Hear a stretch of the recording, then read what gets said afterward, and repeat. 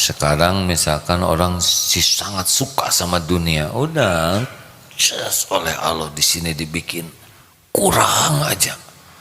Walaupun sudah triliunan rupiah, terus mikir, udah beli tanah, pengen beli tanah itu. Dibuat saja hatinya tuh galau, capek. Allah yang nanam.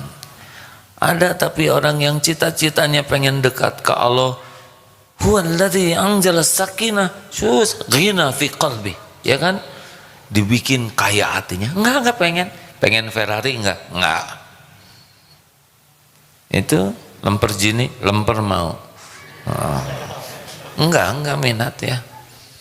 Itu mau motor balap, enggak, masuk angin ya. Mau punya rumah di Pondok Indah yang mana? Itu yang sebelahnya mertua. Dibikin oleh Allah, enggak banyak keinginan, puas dengan yang ada. Enak hadirin. Itu Allah yang nanam di sini. Terus gimana dong kalau kita qanaah, nanti gimana? Nggak ada kemajuan. Kata siapa nggak ada kemajuan? Tinggal dibimbing aja oleh Allah, kasih ide, gagasan, dia jadi seorang pengusaha, dimudahkan rezekinya. Lah gangster, penjahat saja oleh Allah dikasih rezeki, apa susahnya sih? Kalau Allah mau ngasih ke kita, benar? Tapi kan Allah ngukur, rusak tidak nih kita dengan harta itu. Kalau perkara dunia berikut isinya mah nggak ada apa-apanya bagi Allah. Kalau dunia berikut isinya ada harga sesayap nyamuk saja, itu orang-orang yang mengingkari Allah tidak akan dikasih minum walaupun seteguk. Saking dunia ini tidak ada harganya, kasih saja. Coba lihat mafia, yakuza, betul? Orang yang paling durjana, kasih, dan nggak dibawa kemana-mana atuh hadirin. Paling ditabung di bank, tanya, udah lihat belum uangnya? Megang, make, jadi gimana? Catatan mah gampang. Mau saudara saya bikinin catatan? Masing-masing 2 triliun mau? Yang kita aja ya. Udahlah hadirin. Allah yang membulak-balik hati. Makanya kalau sudah nggak enak, hati itu galau, gelisah, cemas, udah nggak nyaman, periksa kenapa Allah nanamkan ini di hati kita. Tidak usah cari kambing hitam ya. Sekarang belum Idul Kurban, susah ya. The black kambing, kambing paling hitam ya diri kita sendirilah. Jadi kalau udah nggak enak hati, kenapa ini nggak enak? Pasti ada sesuatu yang salah pada diri kita. Karena ciri dosa itu 2, 1 gelisah, yang kedua takut ketahuan orang. Makanya kalau ada yang buka HP diam-diam, nah itu udah ciri itu yang dilihatnya nggak benar ya. Nah rekan-rekan sekalian, jadi Allah tahu isi hati kita. Makanya kalau udah mulai nggak enak gitu hati, periksa aja. Apa nih? Biasanya kita sedang bersandar ke makhluk. Hati mulai nggak enak kalau ngarep-ngarep sesuatu dari makhluk ya. Ingin dipuji, ingin dihargai, ingin dikagumi, ingin dihormati, ingin diperlakukan spesial, ingin dibalas budi, ya pokoknya ingin dicintai, ingin disayangi. Kalau udah hati ini ngelengket sama manusia, udah nggak enak.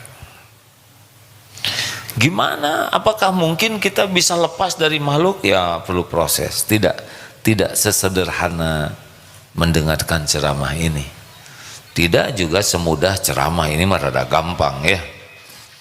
Tapi bagaimana nih kalau terjadi? Nah harus cepat.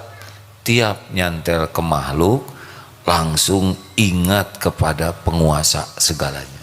Itu intinya. Biasanya kan kalau udah galau teh panjang. Kenapa dia begitu? Padahal dia sudah janji kepadaku. Kenapa dia mengingkariku? Aku tidak mangga lieur hadirin. Kenapa dia begini? Ya Allah, ampuni hamba terlalu banyak ingat dia daripada ingat padamu, terlalu berharap kepada dia dari berharap padamu. Ampuni ya Allah, hamba lebih ingin disayangi dia daripada disayang olehmu. Ampuni ya Allah, hamba lebih ingin dekat dengan dia daripada ingin dekat denganmu. Jadi bawaannya tobat. Ini ada yang karyawan tidak nih? Ada yang lagi musim mutasi enggak? Musim mutasi beda dengan musim mutilasi ya. Gelisah, takut dipindah ke tempat, takut jabatannya enggak dapat. Ya takut-takut begitu. Segera ampun ya Allah. Padahal diri ini milikmu. Engkau yang maha tahu kemampuan diri ini yang sesungguhnya. Engkau yang mengatur segala-galanya. Ya Allah, terserah padamu, titipkan amanah yang membuat hamba dekat denganmu, yang membuat hamba terpelihara dari apapun yang bisa mengkhianatimu. Udah nggak pusing lagi dengan jabatannya, yang dipikirkan apa yang bisa jadi dekat dengan Allah. Saudara, dengan ini diangkat menjadi ketua dewan kemakmuran musola. Alhamdulillah. Kita mendengar ketua dewan, kebayangnya MPR, DPR, udah. Masjid, alhamdulillah. Gak ada masalah. Wah, saya dari manajer, gak apa-apa. Itu kehormatan, betul?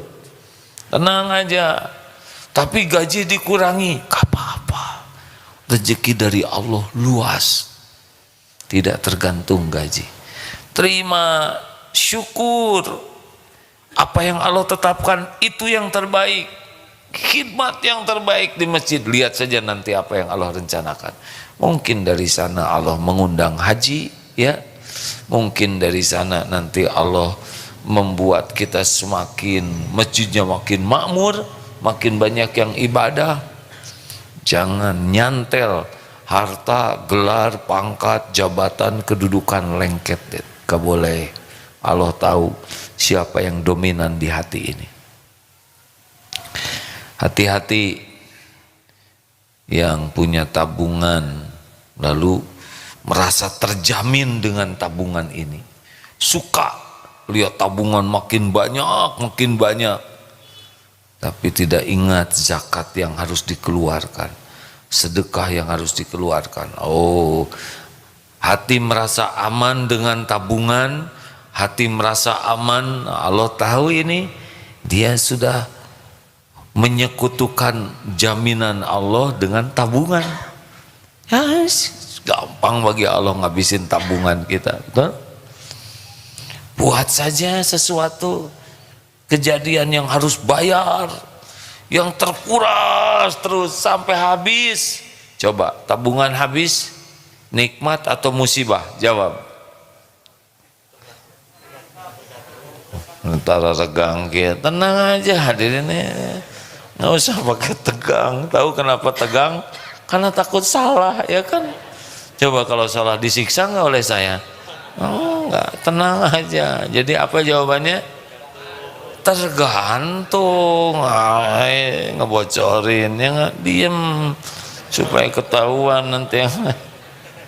Tergantung. Kalau benar menyikapinya itu nikmat, ketipu tuh ya. Kalau kita punya uang, punya perusahaan dan itu menghabiskan hati kita, dan Allah tahu, pagi, siang, malam ini aja terus, sampai sholat juga itu terus. Ya, saya dulu ingat waktu usaha ayam, itu mah sholat itu ayam coba menghadap ke Allah yang diingat ayam. Allah Maha tahu. Hadirin, tobat. Allah tahu isi hati kita. Allah juga tahu misalkan sedang ngaca, ya, tahu ngaca, nyermin, bercermin. Kalau sedang ngaca teh, misal ya ibu-ibu, misal kerecem pakai bulu mata palsu. Allah lihat tidak? Ibu pakai bulu mata palsu, kicep. Allah tahu ini teh supaya apa ini? Membebani kelopak mata seperti ini. Pengen kelihatan cantik, habis gimana lagi? Pakai masker, nggak kelihatan, lipstik ini semua tinggal ini, ya kan? Ini dilentik-lentik. Atulah. Allah tahu niatnya, udah secukupnya saja, ya. Jangan sampai capek, berhenti sini, gaya. Allah tahu ini teh buat siapa dan tuh kan. Kenapa? Bolehkah wanita cantik? Boleh dong. Untuk siapa? Suami siapa? Ya. Ini work from home nih. Banyak suami yang sudah melihat modal, ya. Kenapa ke undangan dandan? Tanya niatnya untuk apa? Kalau lelaki,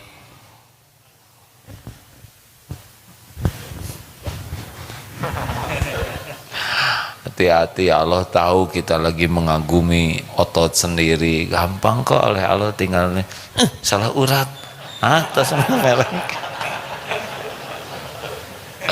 Aduh, astagfirullah. Ingat dulu zaman, nggak mau cerita.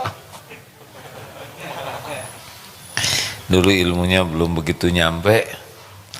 Ini gaya push up terus supaya bisa mengalahkan semua santri. Udah tau lah pasti ini mah riak lah, ya. Bukan tidak boleh push upnya, riaknya yang tidak boleh. Ayo nantang santri, ayo tanding push up. Ya tuh kalah santri karena kita latihan udah 3 bulan, udah bagus, santri diajak tanding udah pasti eleh, ya kan. Gembira, ya, melihat suatu saat sedang pertandingan juga, ayo santri, wisuda santri, ayo push up. Udah 40, udah ngeleper. Nah lawannya teh aja wae adin ke santri teh menang dia. Kenapa? Saya mah instruktur fitness. Cik ngomong oleh Allah diatur, ya. Lawannya teh biasa push up langsung, tapi karena nggak mau kalah makan itu asam urat di sini. Udah selesai push upnya, ada di sini sakitnya. Mudah bagi Allah, benar. Punten cerita ini, ya. Dulu waktu baru awal-awal ada kuda di Darussunnah stable, ada kuda namanya Al-Adiyat. Aduh, kuda tuh bagus, soleh kalau di kalangan manusia, ya. Hanya nggak disebut hafiz, soleh gitunya, baik. Sejujurnya saya teh suka sama Al-Adiyat ini, soulmate lah, ya. Kalau ketemu teh jadi kemana-mana teh ingat Al-Adiyat ini. Telepon, udah makan belum? Anak mah nggak ditanya sudah makan belum. Nah mulai tidak enak tuh hati itu, karena terlalu banyak ingat kuda. Kemana-mana yang dipikir kuda. Pulang dari Jakarta ke sini kelewat itu orang tua, ke kuda dulu, ke atas baru turun ke orang tua. Ini masalah nih. Ada di hati, sudah dilintaskan oleh Allah tuh. Ini berlebihan. Ada lintasan hati itu, ya. Ini nggak boleh gini nih. Tapi ya alarmnya bunyi, cuma tidak diikuti. Tetap ke sana. Ingat nih, suatu hari Ahad, ada tim fotografer, tim video, ya. Ya, ujub lah dalam pasti tidak gaya, ya. Berkuda, kudanya besar, bawa panah, tos lah hilaf ka Allah mah yang diamut mah kamera ya. Bagus, potretnya bagus. Wadah, selesai berkuda, berangkat keluar kota. Besoknya mati kuda itu.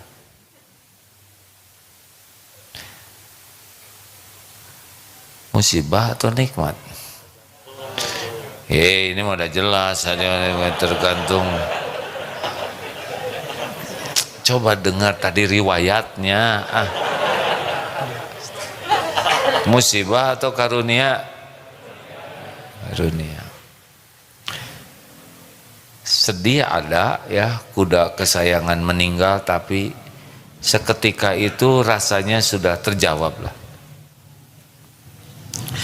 Mungkin kalau kuda itu bisa bicara, aku sayang, jantan nih kuda ya. Tapi ya tidak berarti sejenis hadirin, hanya beda dia kuda ya. Hadirnya saya ternyata bisa menodai, mengotori hati. Bukan aku tak sayang padamu, tapi menjadi penyakit hati, maka kehadiranku tidak baik. Sampai di sini persahabatan kita. Izinkan aku kembali, semoga hatimu semakin terjaga. Gitu. Say goodbye. Tapi ma asaba min musibatin illa biiznillah wa may yu'min billah yahdi qalbah.